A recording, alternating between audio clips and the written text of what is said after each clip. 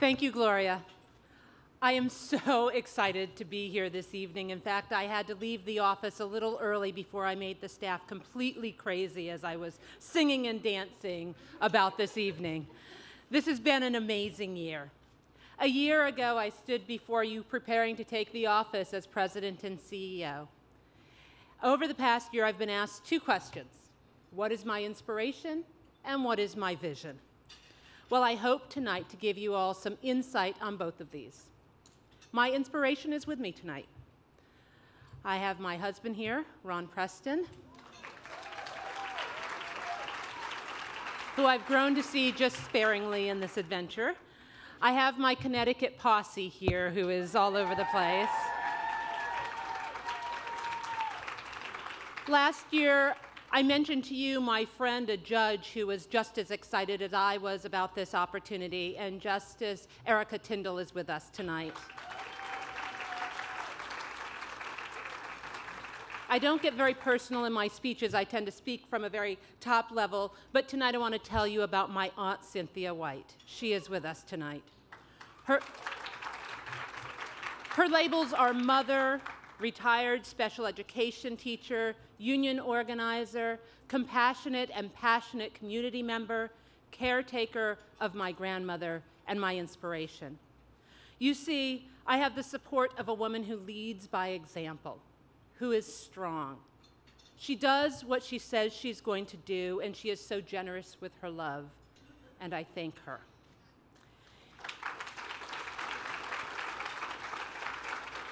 It is that inspiration of strength and love that is the example of everyday feminism that I carry with me every day as I step into the Ms. offices.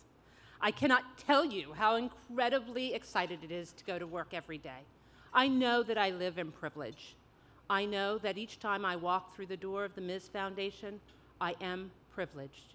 You see, I sit in the shades of trees I did not plant, and I walk down roads that I did not pave, and I drink from wells that I did not drill. This reality does not ever leave me. One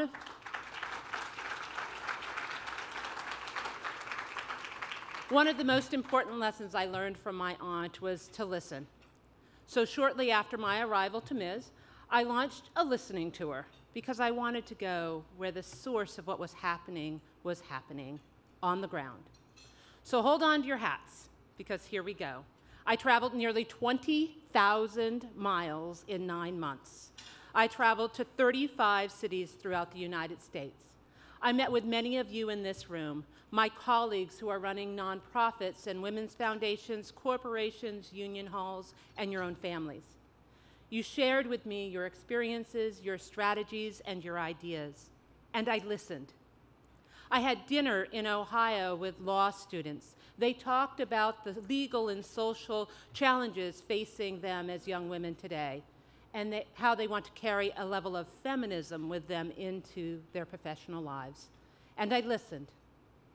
I joined Dorothy Pittman Hughes in Jacksonville, Florida, as we spent a day with various groups of children. Upon her invitation, I spent an entire day with people from elementary school to retirees.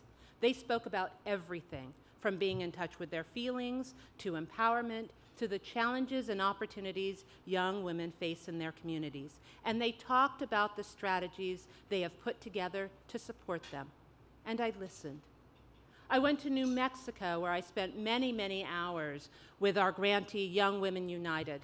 I was fortunate enough to, clap for them, because they're amazing. I was fortunate enough to spend time with Tanya, the executive director, as we drove from Albuquerque to Roswell. I learned about her passion for her work, the challenges she faces, and her commitment to the organization. She told me how she and her staff traveled the state to organize rural communities. And I listened, and I was inspired.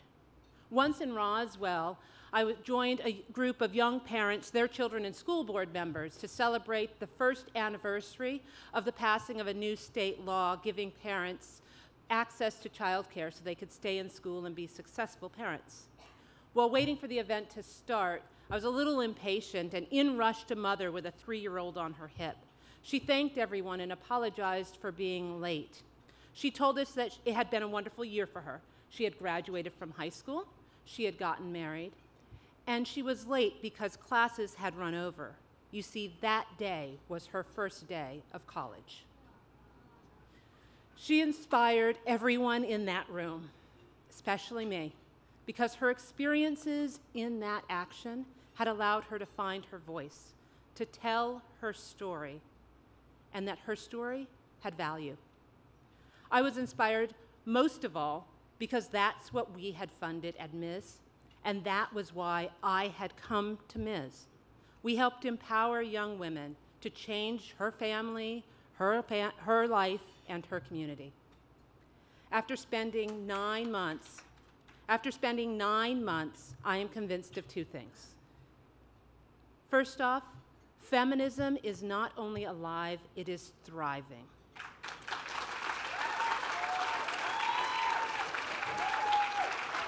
The movement for social, economic, and political equality of all genders is thriving, and I don't say that simply. The second thing I learned on my listening tour was that the Ms. Foundation is essential to the continued success of movements for equality and women's empowerment.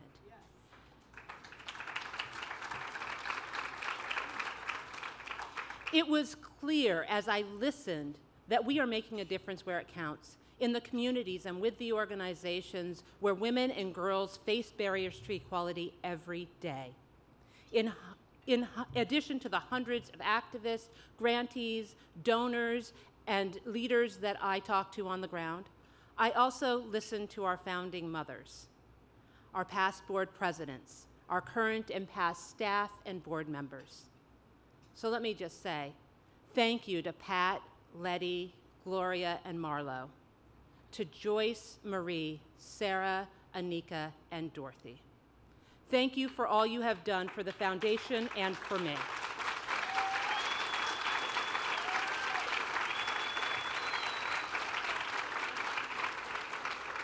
These women all took the time to sit me down and share with me the stories that were in their heart, and I listened. I thank the former staff, I thank former and past board members, and most importantly, I thank our current staff and my current board. Being in this room tonight, I am reminded that I stand on the shoulders of all of these women and men, the legacy and the history of the foundation, and what an amazing history we have. You might know that the Ms. Foundation was the first women's fund in the country, challenging the course of philanthropy and building the collective power of women's dollars. And you probably know that we founded Take Your Daughters to Work Day. But did you know that the Ms. Foundation was one of the earliest funders of domestic violence, the domestic workers movement, the space between women, HIV and AIDS, and the reproductive justice movement?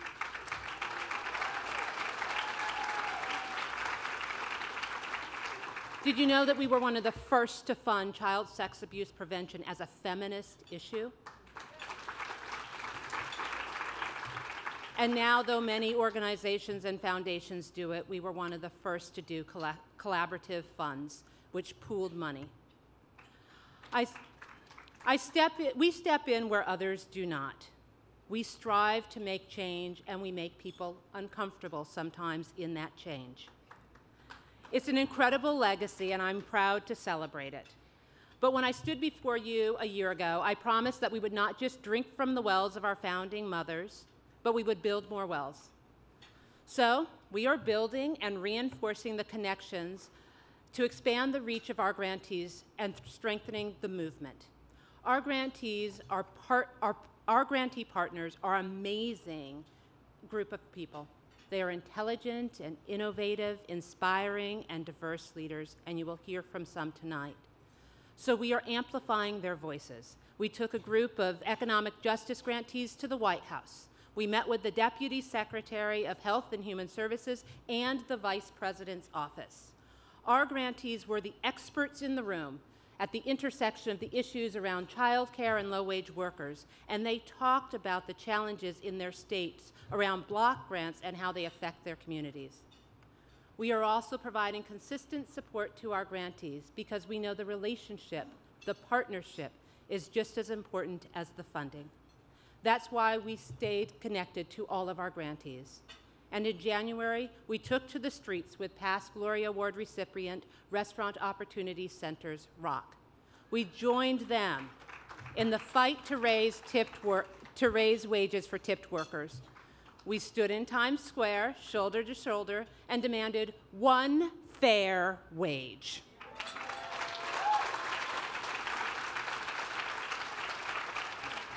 We're making noise not just in the streets, but in the press too, challenging the culture of sexism in the NFL and on college campuses, appearing on national newscasts like ABC, World News, and Al Jazeera, and in national newspapers like the USA Today, the New York Times, the Washington Post, and the Wall Street Journal. We are changing the discourse to acknowledge the connection between a culture of sexism and violence against women.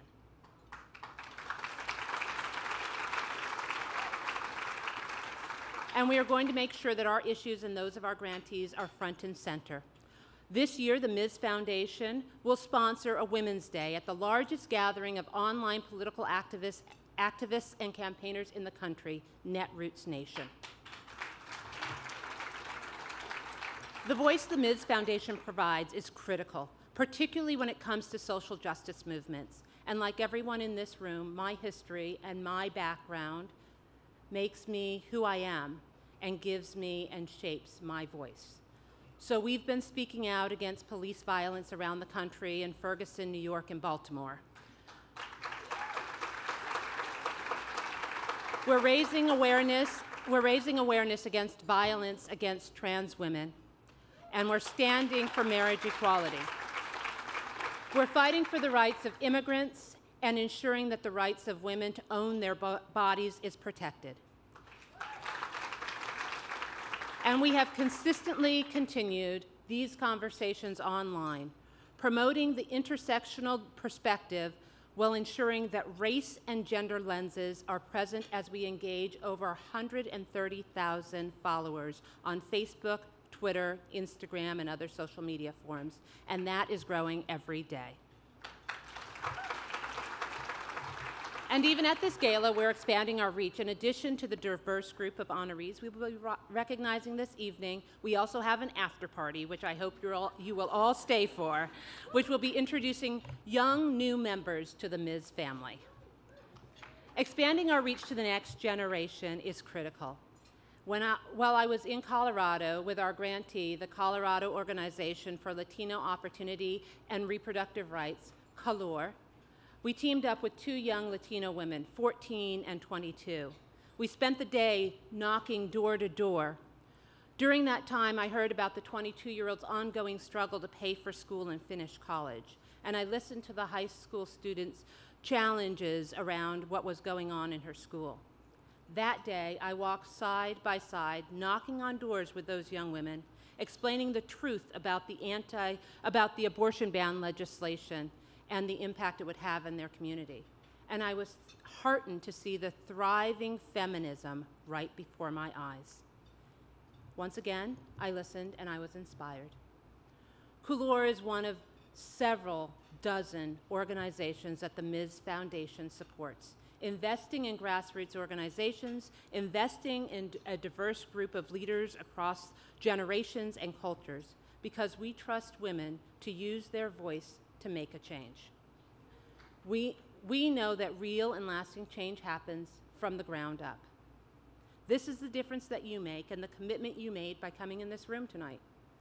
We owe it to the feminists who have come before us, to the ones who have come after us, to future feminists, and to all of us in this room to continue to support and achieve higher goals, to change the dynamic and sometimes be a little uncomfortable in the process while we maintain our identity. And with your help, we will continue to support and achieve higher goals by shifting the conversation, knocking on more doors, overcoming barriers, and most importantly, building more wells. Thank you.